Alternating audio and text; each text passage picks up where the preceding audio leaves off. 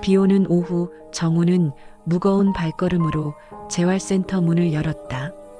팔에는 여전히 테이핑이 감겨 있었고 마음엔 무언가 무너진 듯한 허전함이 남아 있었다. 야구선수로서의 인생이 끝났다는 사실을 인정하지 못한 채 그는 마지막 희망처럼 치료 예약표를 손에 꼭 쥐고 있었다. 접수 창구에 간호사가 고개를 들더니 미소를 지었다. 정우 씨, 오늘부터 서연 선생님이 맡으실 거예요. 그 이름을 듣는 순간 정우의 표정이 굳었다. 서연, 형의 아내. 그녀가 도수치료사로 일한다는 건 알고 있었지만 이렇게 마주하게 될 줄은 몰랐다. 형수님, 아니 서연 선생님. 정우는 어색하게 인사를 건넸다. 서연은 잠시 미묘한 미소를 지으며 말했다. 오늘은 환자와 치료사로 만나야겠죠. 편하게 누워요. 차가운 치료대 위에 누운 정우는 어깨를 감싸쥐었다. 서연의 손끝이 천천히 그의 팔을 따라 움직였다. 살짝 눌러오는 압력, 온기가 섞인 터치. 힘 빼세요. 그렇게 힘주면 더 아파요. 그녀의 목소리는 부드러웠지만 정우의 심장은 도리어 세게 뛰었다. 시간이 흘러도 손끝의 감촉은 사라지지 않았다. 그는 눈을 감았다. 눈앞엔 공을 던지던 자신의 모습이, 그리고 그 공을 잡아주던 형의 웃음이 겹쳐졌다. 그립네요. 던지는 감각이. 다시 잡을 수 있을 거예요. 어깨가 아니라 마음이 문제니까요. 서연의 대답은 치료사로서의 말이었지만 그 안엔 묘한 온기가 숨어 있었다. 정우는 그 따뜻함을 피하려고 했지만 몸은 이미 그녀의 손길에 이끌리고 있었다. 형수님 손 아니, 서연 선생님 손이 참 따뜻하네요. 그 말에 서연은 짧게 숨을 들이마셨다. 그건 치료사의 기본이에요. 마음이 식으면 손도 차가워지거든요. 하지만 그녀 역시 자신이 흔들리고 있다는 걸 느끼고 있었다. 창밖에 비는 여전히 내리고 치료실의 조명은 부드럽게 빛났다. 그 짧은 시간 동안 두 사람 사이엔 아무 말도 없었다. 정우는 팔을 들어 올려보며 웃었다. 이상하게 조금은 나아진 것 같아요. 다행이에요. 내일은 좀 더 깊게 들어가요. 근육이 꽤 많이 뭉쳤네요. 그녀의 말은 의학적인 설명이었지만 정우의 귀엔 다른 의미로 들렸다. 조금 더 깊게 들어간다. 그 말이 가슴에 박혔다. 치료가 끝나고 문을 나서려던 정우는 한 번 더 뒤돌아보았다. 서연은 고개를 숙여 기록지를 쓰고 있었지만 그의 시선이 머무는 걸 느꼈다. 그날 밤 정우는 잠들지 못했다. 어깨의 통증보다 더 깊은 어딘가가 쑤셨다. 그 손끝의 온기가 마음속을 헤집고 있었다. 형수님 아니 서연 씨. 그는 혼잣말처럼 그 이름을 불렀다. 그리고 자신도 모르게 미소를 지었다. 그때부터였다. 재활의 시간은 고통이 아니라 기다림이 되었다. 다음 치료를, 그 손끝을, 다시 느낄 그 순간을. 정우는 그렇게 또 하루를 견뎠다. 다음 날 아침 정우는 유난히 일찍 재활센터에 도착했다. 아직 문이 완전히 열리지도 않았지만 그는 이미 대기실 의자에 앉아 있었다. 오늘은 컨디션 어때요? 서연의 밝은 인사에 정우는 짧게 웃었다. 어깨는 좀 나아요. 대신 마음이 무겁네요. 치료에 집중해요. 나머진 잠시 잊어도 돼요. 그녀의 목소리는 담담했지만 그 안엔 미묘한 떨림이 섞여 있었다. 정우는 치료대 위에 누워 숨을 고르며 그녀의 손길을 기다렸다. 서연은 차분히 어깨를 만지며 근육의 긴장을 풀어주었다. 손끝이 닿을 때마다 정우의 몸은 반사적으로 떨렸다. 힘 빼세요. 네, 그렇게요. 순간 그의 몸이 중심을 잃었다. 균형이 무너지며 상체가 기울었고 서연은 반사적으로 그를 받아 안았다. 정우의 얼굴이 서연의 어깨에 닿았다. 순간 두 사람 모두 숨이 멎은 듯 고요했다. 공기조차 움직이지 않았다. 그 짧은 순간에 정우는 어깨가 아닌 심장이 치료받는 듯했다. 죄송해요. 갑자기 힘이 빠져서. 정우가 급히 몸을 일으켰지만 문이 열리는 소리가 났다. 지훈이었다. 죄송합니다. 치료 중이셨네요. 지훈의 시선이 두 사람 사이를 스치고 묘한 침묵이 흘렀다. 서연은 급히 정우의 어깨를 떼며 말했다. 그냥 자세 교정하다가 잠시 중심을 잃은 거예요. 지훈은 고개를 끄덕였지만 눈빛은 명백히 달랐다. 그녀가 문을 닫고 나가자 정우는 허탈하게 웃었다. 이거 완전히 오해네요. 오해가 아니게 되면 더 큰일이에요. 서연의 말에 정우는 고개를 숙였다. 그녀의 목소리엔 두려움이 깃들어 있었다. 형이 알면. 그 말이 끝나기도 전에 정우가 입을 막듯 말했다. 형 얘긴 하지 말아요. 지금은 그냥 나와 당신만 있잖아요. 서연은 숨을 고르며 치료 도구를 정리했다. 손끝이 떨렸다. 정우는 그녀의 등을 바라보다가 낮게 중얼거렸다. 형수님이 아니었으면 좋겠어요. 그냥 서연 씨로 기억하고 싶어요. 그 말에 서연의 눈동자가 흔들렸다. 그만해요. 그런 말하지 말아요. 하지만 정우는 조용히 웃었다. 오늘처럼 다정한 손길이라면 누구라도 오해할 것 같아요. 서연은 아무 말도 하지 못한 채 창문 너머 비치는 햇살을 바라보았다. 그 빛 속에 정우의 눈빛이 겹쳐 보였다. 그날 저녁 병원 복도 끝에서 두 사람의 모습이 조용히 속삭이듯 남았다. 형수님, 아니 서연 씨, 정우 씨, 이제 정말 선을 지켜야 해요. 하지만 둘 다 알고 있었다. 그 선은 이미 처음 만난 그날부터 조금씩 무너지고 있었다. 정우가 재활센터에 도착했을 때 낯선 긴장감이 감돌고 있었다. 서연은 여느 때처럼 미소를 지었지만 어딘가 불안했다. 그녀의 시선은 자꾸만 창문 너머를 향했다. 정우는 그런 그녀의 표정을 알아차렸다. 무슨 일 있으세요? 아니에요. 그냥 요즘 병원에 사람이 많아서요. 하지만 그건 거짓이었다. 서연의 머릿속엔 어젯밤 민석의 목소리가 맴돌고 있었다. 요즘 병원에 자주 가나 봐? 정우 치료는 잘 돼? 그 질문 뒤에 숨은 의심의 그림자를 느꼈다. 서연은 애써 아무렇지 않은 척 정우의 어깨를 눌렀다. 그때 문이 열렸다. 낯익은 구두 소리, 낮고 단단한 목소리. 서연아. 민석이었다. 정우는 순간 몸이 굳었다. 형? 정우도 있었네. 우연이네. 서연은 황급히 장갑을 벗으며 말했다. 민석 씨, 환자분 치료 중이에요. 민석은 미소를 지었지만 눈빛은 차가웠다. 그래, 치료 잘 받고 있지? 어깨는 좀 어때? 정우는 억지로 웃었다. 응, 많이 좋아졌어. 형수님 아니, 선생님 덕분에.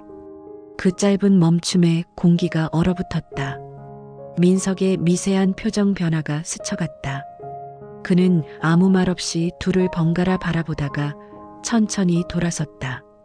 그래, 일 잘 보고 저녁에 집에서 봐. 문이 닫히는 순간 서연의 손끝이 떨렸다. 형이 의심하는 것 같아요. 정우의 말에 서연은 고개를 숙였다. 그럴 리 없어요. 내가 그런 사람 아니잖아요. 하지만 말이 끝나기도 전에 눈가가 흔들렸다. 정우는 그녀의 손등을 붙잡았다. 내가 더 조심할게요. 형이 아니라 나만 보면 돼요. 그런 말하지 마요. 서연은 손을 뿌리쳤지만 정우의 눈빛이 머릿속에 남았다. 그날 밤 서연은 집으로 돌아와 민석의 얼굴을 마주했다. 오늘 병원에서 보니까 참 다정하게 치료하더라. 무슨 소리야? 그냥 환자잖아. 환자? 민석은 냉소를 지었다. 요즘 환자에게 그렇게 따뜻하게 웃는 거 처음 봤어. 서연은 대답 대신 조용히 고개를 숙였다. 민석은 잠시 침묵하다가 낮은 목소리로 말했다. 설마 오해할 일은 없겠지? 그 말 한마디가 그녀의 마음을 송두리째 흔들었다. 밤이 깊어질수록 서연의 눈엔 눈물이 맺혔다. 거울 속 자신이 낯설게 느껴졌다. 나는 무슨 짓을 하는 걸까? 그녀는 그렇게 중얼거리며 스스로를 감싸 안았다. 한편 정우는 형의 시선을 떠올리며 잠을 이루지 못했다. 형이 알아차렸나? 그는 휴대폰을 들었다가 내려놓기를 반복했다. 결국 한 문장을 남겼다. 형수님, 내일 치료 꼭 와주세요. 마지막으로요. 그 문장을 보내고 나서야 정우는 숨을 내쉬었다. 창밖에 가로등 불빛이 흔들렸다. 그 빛 아래서 세 사람의 관계는 조금씩 금이 가기 시작했다. 그리고 그 금은 다음날 폭발할 예고된 균열이었다. 다음날 재활센터의 공기는 유난히 정적했다. 비도 눈도 아닌 흐린 하늘처럼 두 사람의 마음도 무겁게 가라앉아 있었다. 서연은 예약표를 손에 쥐고 망설였다. 오늘은 그만둔다고 해야 할까? 그러나 정우의 마지막 메시지가 머릿속에서 떠나지 않았다. 형수님, 내일 치료 꼭 와주세요. 마지막으로요. 문을 열자 정우는 이미 안쪽에 앉아 있었다. 그는 평소보다 말이 없었고 눈빛에는 어떤 결심이 깃들어 있었다. 오늘은 어깨보다 마음 치료부터 해야겠네요. 서연은 억지로 웃었지만 그 웃음이 오래가지 않았다. 형수님이 아니라 서연 씨로 기억하고 싶어요. 그의 말은 조용했지만 치료실의 공기를 송두리째 흔들었다. 서연은 한참 동안 아무 말도 하지 못했다. 이건 선이에요, 정우 씨. 우리가 절대 넘으면 안 되는 선. 근데 이미 넘었잖아요. 마음이. 그 짧은 대답에 서연의 눈가가 흔들렸다. 그녀는 장갑을 벗고 손을 떨며 그의 어깨를 눌렀다. 이건 치료예요. 그냥 치료일 뿐이에요. 그럼 그렇게 믿어요. 나한텐 그냥 당신이었으니까. 정우의 목소리는 낮고 떨렸고 간절했다. 서연은 그 말을 부정하려 입을 열었지만 아무 말도 나오지 않았다. 손끝에서 느껴지는 체온이 너무나 인간적이었다. 치료대 위의 거리, 그단 30cm가 끝내 무너졌다. 정우의 손이 그녀의 손등을 덮었다. 그녀는 뿌리치지 않았다. 순간 문 밖에서 누군가의 발소리가 들렸다. 서연은 놀라 몸을 떼며 손을 들어 올렸다. 이건 아니에요. 정우는 고개를 숙인 채 조용히 말했다. 그럼 잊을게요. 오늘 이후로. 서연의 눈가에 눈물이 맺혔다. 그게 그렇게 쉬운 일이 아니에요. 정우는 말없이 웃었다. 어깨는 다 나았어요.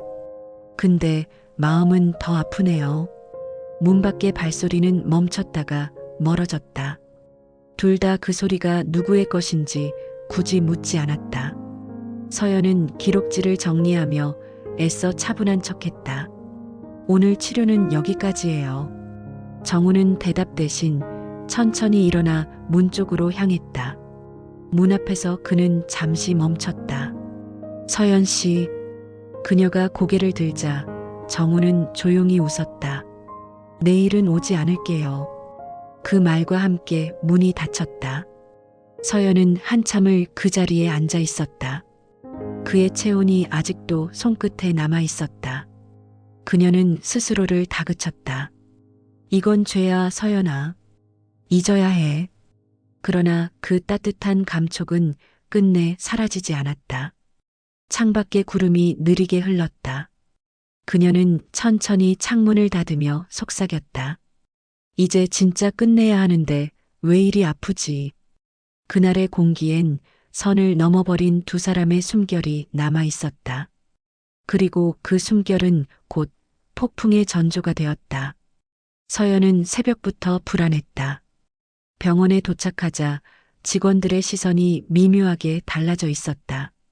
누군가는 속삭였고 누군가는 그녀를 피했다. 복도 끝에서 들려오는 말 한마디가 그녀의 가슴을 찔렀다. 그 선생님 있잖아. 환자랑 좀 이상하지 않아? 그 말 한 줄이 불씨가 되어 병원 전체로 번지기까지 오래 걸리지 않았다. 지우는 그 소문을 들었지만 더 이상 모른 척할 수 없었다. 그녀는 병원장 한 소장을 찾아가 떨리는 목소리로 말했다. 원장님, 그냥 제 오해일 수도 있는데요. 서연 선생님이랑 정우 씨가. 한 소장은 조용히 안경을 벗으며 한숨을 내쉬었다. 그럴 리 없겠지만 상황이 복잡하군. 그날 저녁 민석은 불쑥 재활센터로 찾아왔다. 서연이 환자를 돌보고 있는 그 시간, 그의 눈은 이미 차가운 빛을 띠고 있었다. 잠깐 나와봐. 짧은 말 한마디에 서연은 손끝이 굳었다. 복도를 걸으며 그녀의 심장은 미친 듯이 뛰었다. 무슨 일이야? 무슨 일이냐고? 나한테 묻는 거야? 민석은 휴대폰 화면을 내밀었다. 거기엔 CCTV 캡처 영상이 있었다. 정우의 어깨에 손을 얹은 서연의 모습, 그 순간이 멈춰 있었다. 이게 뭐야? 치료 중이었어. 치료? 민석의 목소리가 낮게 깔렸다. 요즘 치료는 그렇게 다정하게 하는 거야? 서연은 말을 잃었다. 눈물이 맺히려는 순간 정우가 병원 문을 열고 들어왔다. 형, 오해예요. 오해? 민석은 고개를 젓고 주먹을 쥐었다. 너 같은 놈을 내가 동생이라고 부른 게 수치다. 정우는 고개를 숙였다. 미안합니다. 정말 죄송해요. 제가 감정을 주체 못했어요. 입 다물어. 민석의 외침이 병원 복도에 울려 퍼졌다. 사람들의 시선이 몰려들었다. 서연은 얼굴을 감췄다. 당신은 왜 아무 말도 안 해? 민석이 서연을 향해 묻자 그녀는 천천히 입을 열었다. 잘못했어요. 하지만 누구도 그런 걸 원한 건 아니에요. 그녀의 목소리는 너무나 작고 무너져 있었다. 그럼 왜 그랬는데? 그냥 외로웠어요. 그 한마디가 모든 걸 끝냈다. 민석은 아무 말 없이 뒤돌아섰다. 그의 발소리는 점점 멀어졌고 남은 것은 정우의 흐느낌뿐이었다. 형? 하지만 대답은 돌아오지 않았다. 서연은 그 자리에 주저앉았다. 지훈이 다가와 수건을 건넸지만 그녀는 받지 않았다. 모두 내 잘못이야. 나 때문에 다 망가졌어. 선생님, 지훈아, 부탁이야. 원장님께 전해줘요. 나 그만둘게요. 그날 밤 서연은 집으로 돌아가지 않았다. 병원 숙소로 들어와 불을 켜지 않은 채 침대에 앉았다. 휴대폰 화면엔 정우의 메시지가 남아 있었다. 내가 다 책임질게요. 형수님은 아무 말 하지 마요. 그녀는 화면을 바라보다가 눈을 감았다. 책임? 이제 그런 말조차 위로가 안 돼. 창문 밖에서는 겨울비가 내리고 있었다. 그 비가 마치 벌처럼 그녀의 죄를 씻어내는 듯 들렸다. 하지만 씻기엔 너무 깊었다. 그날 밤 서연은 처음으로 사랑이라는 단어가 얼마나 잔인한지 깨달았다. 병원은 서연의 사직서로 술렁였다. 하얀 종이 위에 단 한 줄. 그동안 감사했습니다. 그 문장 하나로 그녀는 모든 걸 버렸다. 지우는 그 종이를 쥐고 한참을 바라보다 눈을 감았다. 정우가 병원 문을 열고 들어왔을 땐 이미 서연의 자리는 비어 있었다. 어디 갔어요? 지우는 대답하지 못하고 고개를 숙였다. 한 소장이 조용히 다가와 말했다. 떠났네. 아무 말도 없이. 아마 다시는 돌아오지 않을 거야. 정우의 손에서 휴대폰이 미끄러졌다. 그날 밤 그는 빗속을 헤매었다. 서연이 있을 법한 재활센터, 모텔, 친정 근처까지 모두 찾아다녔다. 하지만 어디에도 그녀의 흔적은 없었다. 그녀가 사라진 세상은 마치 소리를 잃은 듯 고요했다. 형수님, 아니 서연 씨, 왜 아무 말도 없이. 며칠 뒤 정우는 집으로 돌아갔다. 거실은 차가웠고 형의 그림자는 그 어디에도 없었다.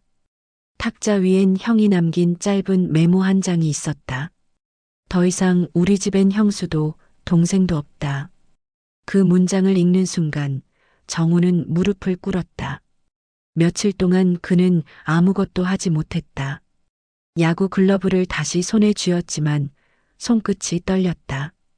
던질 수 있을까 다시. 그의 목소리는 텅 빈 방에 메아리 쳤다. 공 하나를 창문 밖으로 던지자 그것은 허공을 맴돌다 떨어졌다. 비가 내리던 어느 날 밤 버스 정류장에서 그녀를 봤다. 긴 코트를 입고 머리를 질끈 묶은 여인. 정우는 숨이 멎은 듯 걸음을 멈췄다. 서연 씨. 그가 조용히 부르자 그녀가 천천히 고개를 돌렸다. 두 사람의 시선이 잠시 마주쳤다. 그러나 서연은 아무 말도 하지 않고 버스에 올랐다. 정우는 다가가지 않았다. 그저 멀리서 그녀를 바라보았다. 창문 너머로 스치는 그 얼굴, 마치 다른 세상의 사람이었다. 버스가 출발했다. 정우는 그 자리에 서서 손을 천천히 들어 올렸다. 이제 괜찮아요. 그는 그렇게 속삭였다. 그리고 그 말은 바람에 섞여 흩어졌다. 비가 멈춘 새벽, 그는 야구장으로 향했다. 텅 빈 관중석, 젖은 흙냄새. 정우는 공 하나를 던졌다. 날아가는 공이 공중에서 멈춘 듯 그 순간이 느리게 흐르다 떨어졌다. 그의 눈가엔 눈물이 맺혔다. 이제 진짜 끝인가 봐요. 그는 미소를 지었다. 그 미소엔 체념이 아닌 평온이 있었다. 그의 어깨엔 여전히 통증이 있었지만 마음은 이상하리만큼 가벼웠다. 그날 이후 정우는 더 이상 그녀를 찾지 않았다. 하지만 가끔 바람이 불면 그녀의 손끝 온기가 떠올랐다. 그 온기가 아직도 어딘가에서 자신을 붙잡는 듯했다. 그리고 그때마다 그는 하늘을 올려다보며 중얼거렸다. 잘 지내요, 서연 씨. 그 손끝이 아직도 나를 살게 하니까. 정우는 오랜만에 형의 집 앞에 섰다. 문 앞에 초인종을 누르기 전 그는 한참 동안 숨을 고르며 서 있었다. 비슷한 문, 익숙한 현관 냄새. 그러나 이제는 낯설었다. 문이 열리자 민석은 아무 말 없이 그를 바라보았다. 말없이 서로의 눈빛만 오갔다. 형, 들어가도 돼요? 민석은 짧게 고개를 끄덕였다. 거실엔 예전과 달리 서연의 흔적이 없었다. 벽에 걸려있던 결혼사진 자리엔 흰 벽만 남았다. 두 사람은 마주 앉았지만 한동안 아무 말도 하지 않았다. 형?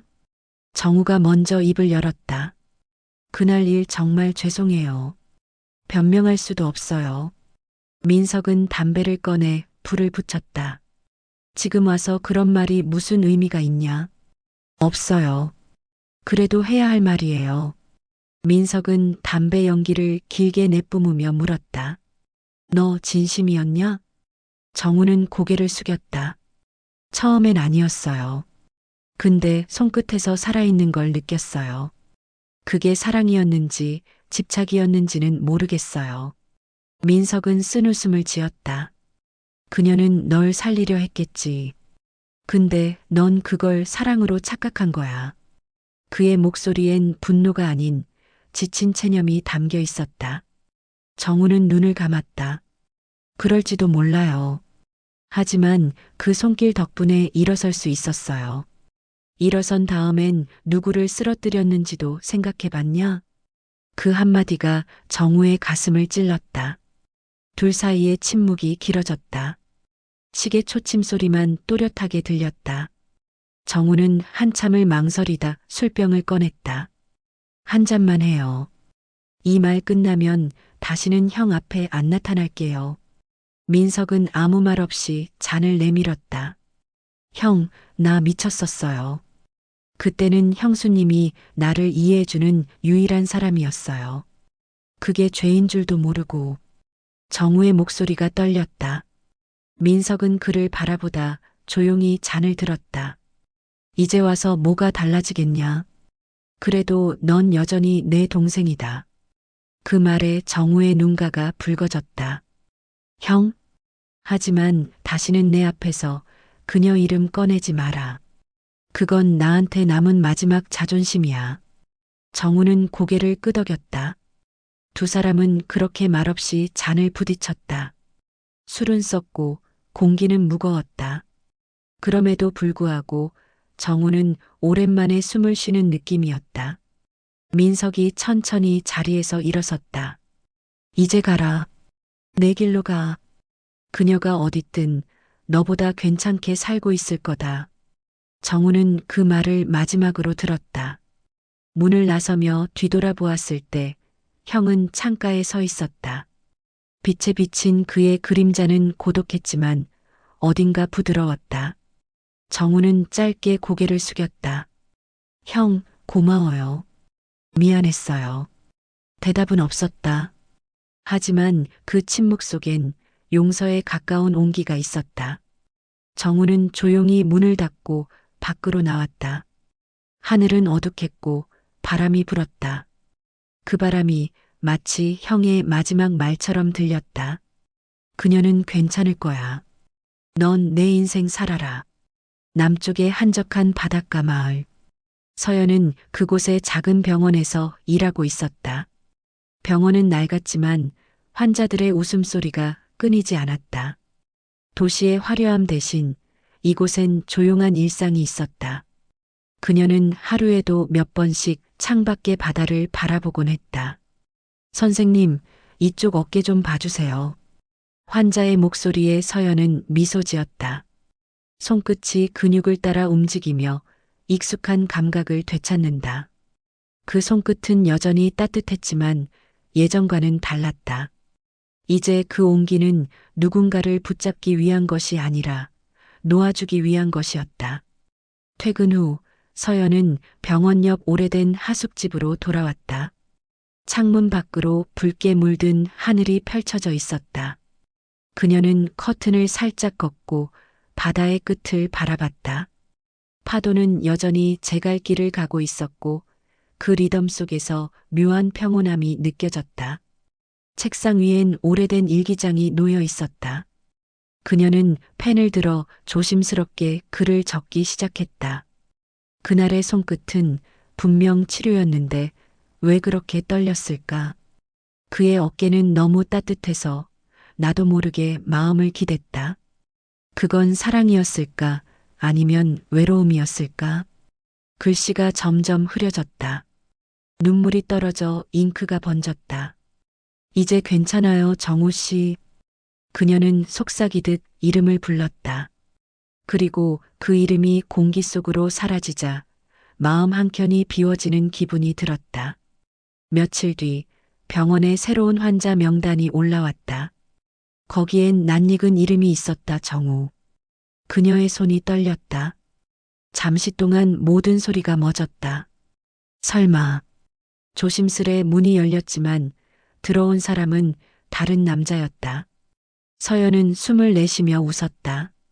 이름이 같아서 놀랐어요. 환자는 웃으며 그럴 수도 있죠. 라고 대답했다.